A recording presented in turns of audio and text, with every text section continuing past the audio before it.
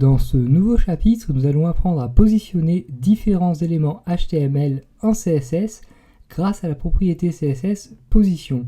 Nous allons donc découvrir cette propriété ainsi que les valeurs qu'elle peut prendre et nous allons également découvrir la propriété zIndex. Alors commençons déjà avec la propriété CSS position qui va donc nous permettre de gérer le positionnement de nos éléments HTML et donc cette propriété est à nouveau une propriété très puissante. En effet, grâce à position, nous allons pouvoir positionner nos différents éléments HTML de façon absolue ou relativement par rapport à d'autres éléments HTML ou encore par rapport à leur place d'origine. Donc la propriété CSS position va supporter 4 valeurs différentes que nous allons donc tout étudier dans cette partie. Alors ce sont les valeurs statiques, la valeur relative, la valeur fixe et la valeur absolue. Alors nous allons très souvent utiliser les propriétés CSS top, right, bottom et left conjointement avec la propriété position afin de positionner encore une fois précisément nos éléments. Donc ces 4 propriétés CSS vont pouvoir prendre des valeurs en pixels qui vont indiquer un déplacement d'un élément par rapport à sa position initiale, donc sur un certain bord. Alors commençons déjà avec la première valeur de la propriété position, c'est-à-dire la valeur statique. Donc la valeur statique correspond au positionnement par défaut des éléments HTML, c'est-à-dire que c'est la valeur par défaut qui est attribuée à la propriété position. Et donc vous devez savoir que tout élément positionné de façon statique ne pourra pas être affecté par les propriétés top, right, bottom et left. Donc on peut déjà utiliser cette première propriété. Pour cela on retourne donc notre éditeur de texte. Le fichier HTML n'a pas changé, c'est le même que dans les chapitres précédents. Au niveau du fichier CSS, nous allons supprimer ce que nous avions fait dans le chapitre précédent. Et nous allons tout simplement donc cibler notre premier div par exemple. Donc div 1, on va lui donner une couleur de fond afin de bien discerner les différents objets dans notre page, donc par exemple une couleur de fond orange. Et ensuite donc, nous allons attribuer une position statique à notre paragraphe P1, comme ceci, donc position de point statique. Donc on enregistre, hop, ici c'est un point, pardon, pas un slash, on enregistre et on affiche. Donc on voit bien donc notre div et notre premier paragraphe, paragraphe P1, donc il y a une position qui est statique, donc qui est encore une fois la position par défaut d'un élément HTML, donc sa position est la position qu'il aurait eu, même si je n'avais pas précisé de position statique. Donc maintenant avec la valeur statique, je vous l'ai dit, les propriétés top, left, right et bottom ne vont pas fonctionner. Donc par exemple si je mets top à 150 pixels, donc dans ce cas-là j'indique que je veux déplacer mon paragraphe P1 donc de la bordure supérieure de 150 pixels vers le bas, vous allez voir que ça ne va pas fonctionner, tout simplement car le positionnement est statique. Et donc si on enlève ici également hop, la propriété, on enregistre et on affiche, vous voyez que c'est exactement pareil, donc la propriété top ne fonctionne pas, car encore une fois, donc par défaut, le comportement des éléments HTML par défaut est d'avoir une position donc statique, comme c'est précisé ici. Alors ensuite, deuxième valeur de la propriété position, la valeur relative. Donc un élément positionné avec cette valeur va être positionné relativement par rapport à sa position par défaut.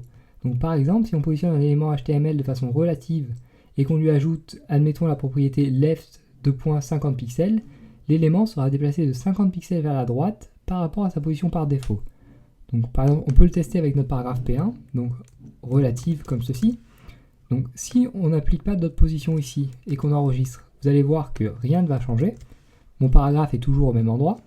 Et en revanche, maintenant, en ajoutant par exemple left 50 pixels, donc le paragraphe va se déplacer donc vers la droite, donc va se déplacer de son bord gauche de 50 pixels par rapport à sa position de départ, sa position par défaut. Et vous voyez donc bien que notre paragraphe est maintenant déplacé de 50 pixels. Donc voilà tout pour cette deuxième donc, valeur, la valeur relative, donc qui permet de déplacer un élément d'un certain nombre de pixels relativement à sa position de départ. Alors troisième valeur maintenant, la valeur fixe. Donc un élément HTML qui va posséder un positionnement fixe va toujours rester à la même place, même si l'un de vos visiteurs donc, descend dans la page, c'est-à-dire scrolle dans la page, comme on peut le faire avec une page donc, qui a beaucoup de contenu. Alors cette valeur va être très utile pour conserver un élément constamment visible, comme un menu par exemple qu'on mettrait en haut de notre page ou un sommaire sur la gauche de la page, entre autres. Donc pour tester cette valeur, on va devoir ajouter du contenu dans notre page afin qu'on puisse donc descendre et remonter dans notre page web donc. Donc pour cela, on va rajouter simplement un paragraphe avec des retours à la ligne, beaucoup de retours à la ligne, donc afin de pouvoir créer un scrolling. Hop, donc comme ceci, par exemple 16, 20. Donc on peut mettre début ici, et ensuite, donc on va copier-coller tout ça et mettre fin en dessous. Donc à chaque fois, on a 20 retours à la ligne, donc ça devrait être largement suffisant. Hop. Donc notre page internet maintenant ressemble à ceci. Donc vous voyez qu'on peut tout à fait descendre notre page, donc avec le début, les 20 retours à la ligne et fin, et les 20 retours à la ligne ensuite. Et donc on va attribuer un positionnement fixe, par exemple à notre titre dans notre cas, puisqu'on n'a que ça comme élément HTML pour le moment. Donc H1, position, de point fixed, F-I-X-E-D, comme ceci. On enregistre et on affiche. Et donc vous voyez maintenant que notre titre donc est bien à la place d'origine. Et lorsqu'on descend, notre titre ne bouge pas du tout. Alors faites bien attention cependant en utilisant cette valeur, car comme vous le voyez ici, lorsque je suis tout en haut de ma page, donc mon paragraphe se met au-dessus de mon titre. Alors pourquoi? Parce que tout simplement, attribuer un positionnement fixe à un élément va le sortir du flux de la page. Et donc mon titre H1 ici donc, ne sera pas reconnu comme étant au-dessus donc, de mes paragraphes comme il l'est dans mon code ici, mais il va être reconnu donc comme étant toujours à la même place, c'est-à-dire à sa place donc d'origine dans notre cas, et il ne va jamais bouger. Et donc les autres éléments ne vont pas tenir compte, si vous voulez, de la place de mon H1, puisque le H1 est totalement sorti du flux de la page. Donc faites bien attention lorsque vous utilisez encore une fois cette valeur, car vous pouvez avoir des surprises donc si vous ne gérez pas les autres éléments par rapport à un élément positionné de manière fixe dans notre page. Donc voilà pour cette troisième valeur qui est la valeur fixe. Passons donc maintenant à la dernière valeur de la propriété position, la valeur absolue. Alors la valeur absolue de la propriété position va nous permettre de positionner un élément de façon relative par rapport à son parent le plus proche auquel on a appliqué un positionnement spécifique, donc c'est-à-dire un positionnement relatif, fixe ou absolu. Donc attention, car si l'élément auquel on applique position absolue ne possède pas d'élément parent positionné spécifiquement, celui-ci va se positionner par rapport à la page entière.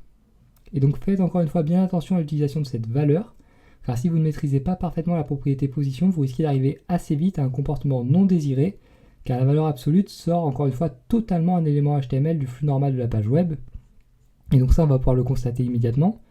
Donc dans mon cas ici, donc j'ai un div, et à l'intérieur de mon div, donc j'ai un titre et 4 paragraphes.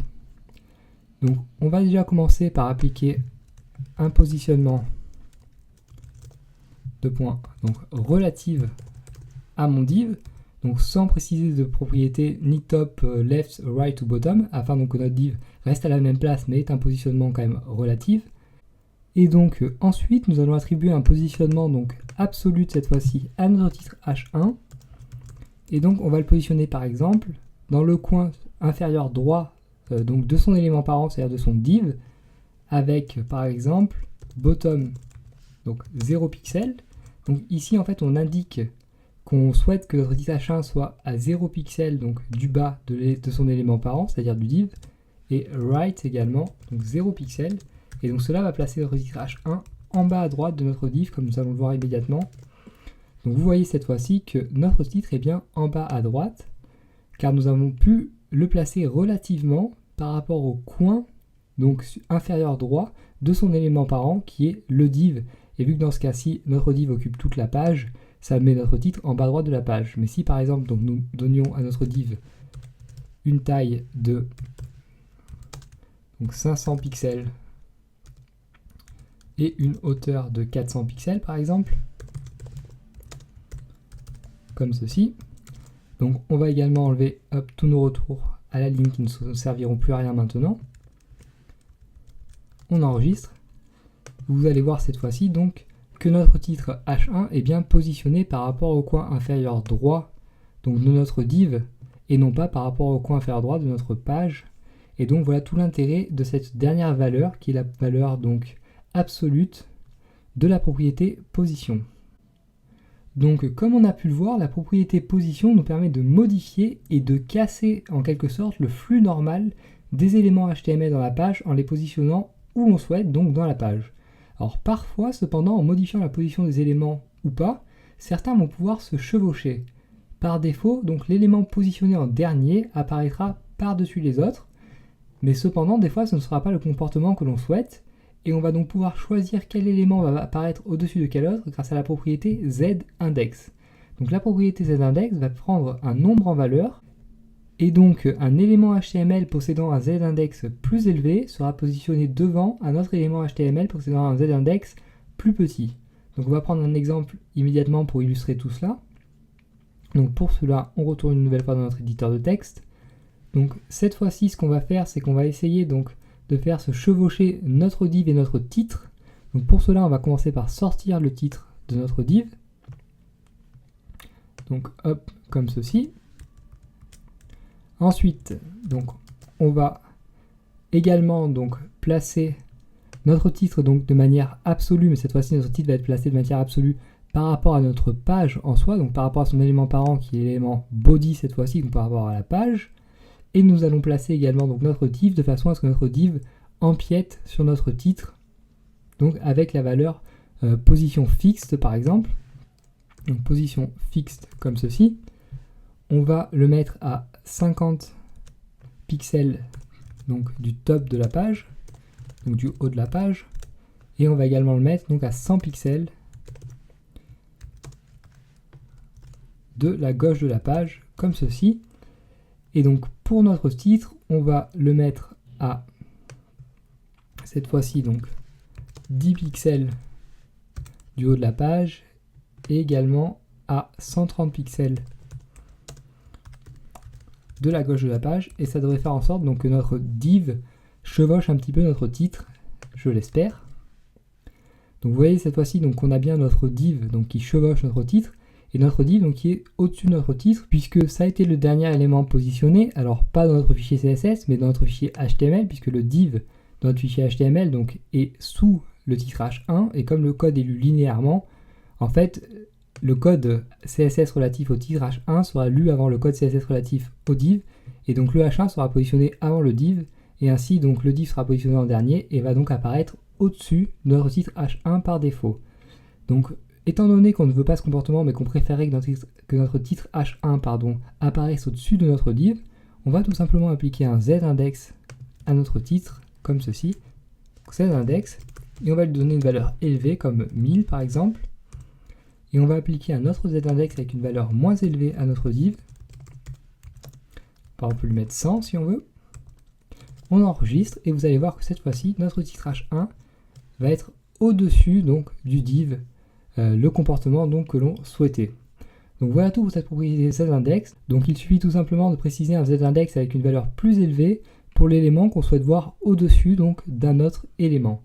Alors cette propriété zIndex va être particulièrement utile dans le cas d'un menu déroulant, afin donc que les rubriques de notre menu s'affichent devant le reste de la page, ou pour l'affichage de produits dans le cas d'un site e-commerce complexe, par exemple dans lequel de nombreux divs et autres éléments HTML risquent de se chevaucher. Donc voilà tout pour ces deux propriétés position et zIndex. Donc dans la prochaine partie, nous verrons cette fois-ci comment faire flotter des éléments, donc afin encore une fois de mettre en page nos différents éléments dans une page web.